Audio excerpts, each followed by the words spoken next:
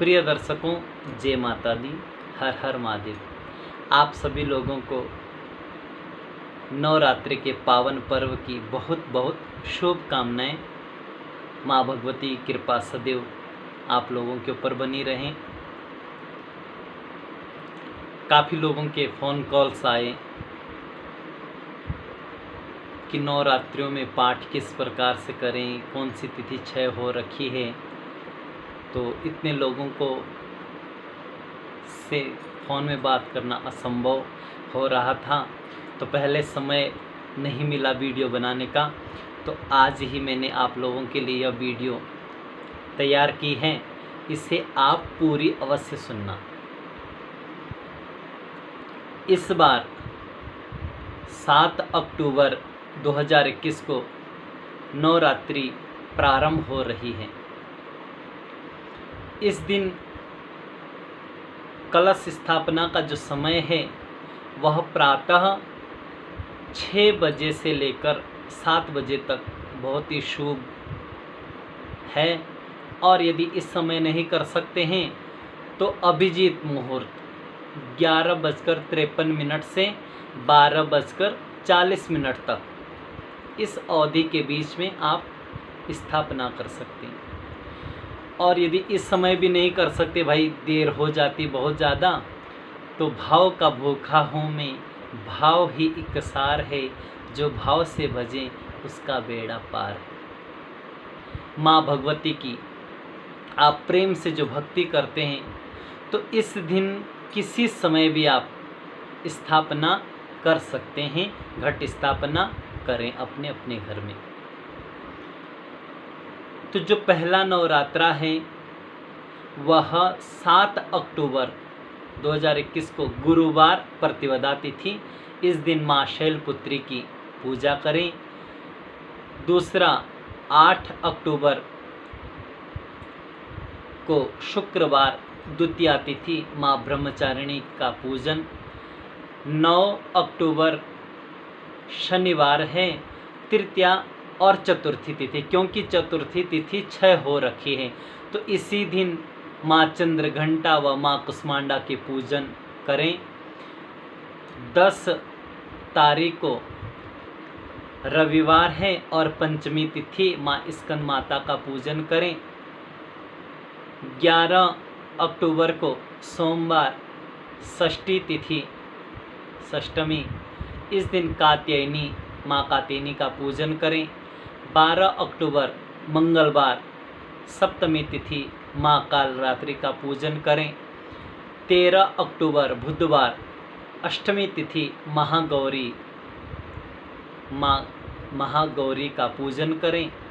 और 14 अक्टूबर गुरुवार नवमी तिथि, इस दिन माँ सिद्धिदात्री की का पूजन करें। तो इस प्रकार से यह इस बार 8 ही दिन में यह पूजन करना पड़ेगा, क्योंकि एक तिथि क्षय हो रखी, चतुर्थी तिथि। अब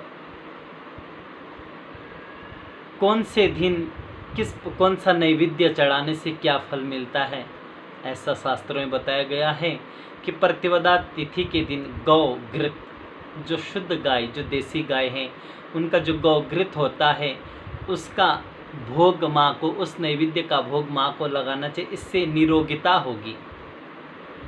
और दूसरे दिन शक्कर, इससे दीर्घायु होगी। तीसरे दिन दूध, इससे दुखों से निवृत्ति होगी। चौथे दिन मालपुआ, इससे विघ्नों का नाश होगा। और 5वें दिन केला, इससे बुद्धि का विकास होगा। 6ठे दिन मधु माने शहद, उससे सुंदर व्यक्तित्व होगा। 7वें दिन गुड़, इससे शोक की निवृत्ति होगी, दुखों की निवृत्ति। और 8वें दिन नारियल, इससे समस्त संताप का नाश होगा। 9वें दिन धान का जो लावा होता है उसका भोग लगाने से अक्षय सुख की प्राप्ति होती है। 10वें दिन काले तिल का भोग लगाने से मृत्यु से निर्भयता होती है। तो इस प्रकार से माँ भगवती का पूजन करें।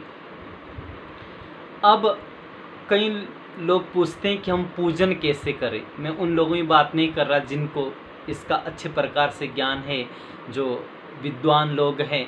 मैं सिर्फ एक साधारण, जो लोग कहते हैं कि भाई हम किसी प्रकार से पूजा नहीं कर सकते हैं, कैसे करनी चाहिए पूजा, तो उन लोगों के लिए बताता हूँ कि सर्वप्रथम क्या करें। सर्वप्रथम सामग्री सब तैयार रखें और एक आचमनी में गंगा जल लेकर उससे पहले सबसे पहले अपने हाथ धुलने, 3 बार आचमन करें। आचमन करने के बाद चौथे बार हाथ धुलकर और उससे थोड़ा सा बाएं हाथ में जल लेकर गायत्री मंत्र से अभिमंत्रित करके अपने ऊपर छींटा मार दें उसका पवित्रीकरण के लिए। उसके बाद थोड़े से पीली सरसों बाएं हाथ में लेकर दाहिने हाथ से ढक दें और चारों दिशा की ओर अपनी रक्षा के लिए वह चढ़ाएं आप। फिर पृथ्वी माँ का पूजन करें आसन शुद्धि के लिए।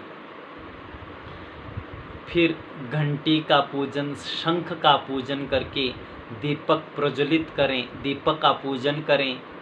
उसके बाद रक्षा सूत्र अपने हाथ में बांधें और तिलक लगाएं। तिलक भी लाल तिलक लगाएं, लाल ही आसन पर बैठें, लाल वस्त्र धारण करें तो बहुत ही सुंदर बात है। और लाल पुष्पों का ही प्रयोग करें, गुलाब इत्यादि का, तो बहुत ही सुंदर है। तो इस प्रकार आपने यहाँ तक पूजा कर ली। अब इसके बाद तो स्वस्ति वाचन इत्यादि आता है, वह आप नहीं कर पाएंगे। कर पाएंगे तो बहुत अच्छी बात है। उसके बाद सभी देवताओं का स्मरण करें, गणेश जी का, लक्ष्मी नारायण, उमा महेश्वर भगवान। नारायण का ध्यान करके अपने कुल देवता, इष्ट देवता, ग्राम देवता, स्थान देवता, वास्तु देवता, सभी लोगों का स्मरण करें। और इसके बाद सूर्य अर्घ्य दें, सूर्य भगवान को 3 बार अर्घ्य अवश्य दें। इसके बाद थोड़ा गणेश जी का स्मरण करें और उसके बाद संकल्प करें। यदि आप संस्कृत में नहीं कर सकते हैं तो हिंदी में ही करें। अपना गोत्र बोलकर, अपना नाम लेकर और श्री महाकाली, महालक्ष्मी, माँ सरस्वती की प्रीति। कहने का तात्पर्य कि इस प्रकार से यह कामना करें कि महाकाली, महालक्ष्मी, माँ सरस्वती का के चरणों में हमारा प्रेम बना रहे, उनकी प्रीति बनी रहे, उनकी हमारे ऊपर प्रीति बनी रहे और हमारा मन सदैव माँ के चरणों में लगा रहे। इस प्रकार से अपना संकल्प, आप संकल्प बोलें। संकल्प के बाद गणेश और अंबिका का पूजन करें, उनका ध्यान करें। फिर 4 बार आचमनी का जल देकर, फिर दूध, दही, घी, शहद, शक्कर, पंचामृत से स्नान कराकर, वस्त्र चढ़ाकर, वैसे पंचोपचार भी होते, षोडोपचार भी होता है। या फिर आप गंध, अक्षत, पुष्प, धूप, दीप, नैवेद्य इस प्रकार से करें। और ज़्यादा करना चाहते हैं जो आचमनी देकर फिर दूध, दही, घी, शहद, शक्कर, पंचामृत से स्नान करा के उसके बाद वस्त्र चढ़ाएं। वस्त्र के बाद आप जनेऊ, फिर उसके बाद गंध माने रोली, अक्षत, चावल और पुष्प, फिर धूप, दीप, नैवेद्य, फल, पान, सुपारी, लौंग, इलायची, इस प्रकार से पान बनाकर उसको चढ़ाएं। उसके बाद दक्षिणा चढ़ाएं और उसके बाद प्रार्थना करें। तो इस विधि से आप 9 ग्रहों की पूजा भी करना चाहिए तो 9 सुपारी रखें और पूजन करें। और उसके बाद माँ भगवती का इसी विधि से आप पूजन करें, उनका स्नान कराएं और उस चरणामृत को ग्रहण करें। इस प्रकार से आप माँ भगवती की उपासना कर सकते हैं। और इतना भी नहीं कर सकते हैं तो सिर्फ गणेश जी का नाम लेकर और जिस प्रकार से भी आप करें, एक प्रेम होनी चाहिए, एक भक्ति होनी चाहिए। माँ भगवती का स्मरण करें और उनका स्नान कराएं, पाठ स्टार्ट कर दें। अब पाठ विधि वैसे क्या है, कोई लोग तो पूरी सप्तशती का पाठ एक ही दिन में कर सकते हैं, लेकिन जो नहीं कर सकते हैं, ज़्यादा समय नहीं दे सकते हैं, और कई लोग संस्कृत में करते हैं, जो संस्कृत में नहीं करें वो हिंदी में ही करें।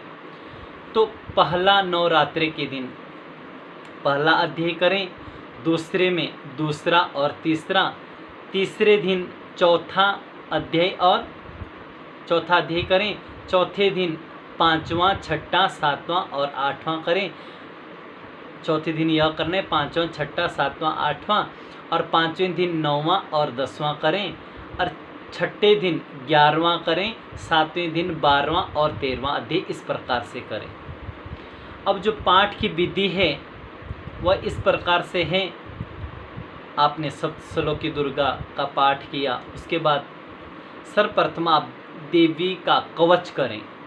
कवच के बाद अर्गला स्तोत्र, अर्गला स्तोत्र के बाद कीलक स्तोत्र का पाठ करें, और उसके बाद रात्रि सुक्त करें।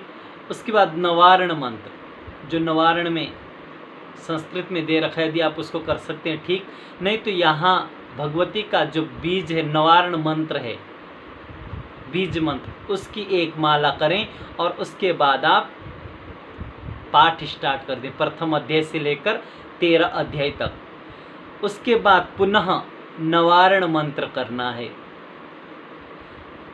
एक माला माँ भगवती के बीज मंत्र की करके फिर देवी सूक्त का पाठ करें, और उसके बाद क्षमा प्रार्थना करें। माँ भगवती के 32 नाम है, उनका स्मरण करें, उनका नाम लें, और फिर देव्यापराध क्षमा स्तोत्र करें, भगवती से क्षमा याचना करें, और उसके बाद सिद्ध कुंजिका स्तोत्र का पाठ करें। इस प्रकार से आप माँ भगवती की उपासना कर सकते हैं, और रात्रि के समय अधिक से अधिक जप करें, माँ भगवती का स्मरण करें, क्योंकि यह नवरात्रियाँ हैं। और जब आप पाठ करते हैं तो ज़्यादा मंद गति से भी नहीं करना चाहिए, ज़्यादा शीघ्रता भी नहीं करना चाहिए, स्वस्वर प्रेम से करना चाहिए, स्वर सहित। तो इस प्रकार से आप माँ भगवती के पाठ कर सकते हैं। माँ भगवती का देखो, भगवान प्रेम के भूखे होते हैं। यदि आप भक्ति से करें तो नियम भी नहीं आपको पता, तब भी आप यदि प्रेम से कर रहे हैं, भक्ति से कर रहे हैं, तो माँ हमसे प्रसन्न हो जाती है। तो मैं आप सभी लोगों को के लिए यही प्रार्थना करता हूँ कि आप लोगों ने जो यह वीडियो सुनी, इससे यदि आप थोड़ा सा अंश भी लेकर माँ भगवती की स्मरण, माँ भगवती का पूजन कर सकते हैं तो बहुत अच्छी बात है। माँ भगवती से प्रार्थना करते हैं कि आपके मंगलमय की कामना, कि सभी के ऊपर माँ भगवती का आशीर्वाद बना रहे, और सभी का प्रेम माँ भगवती के चरणों में बना रहे। जय माता दी, हर हर महादेव।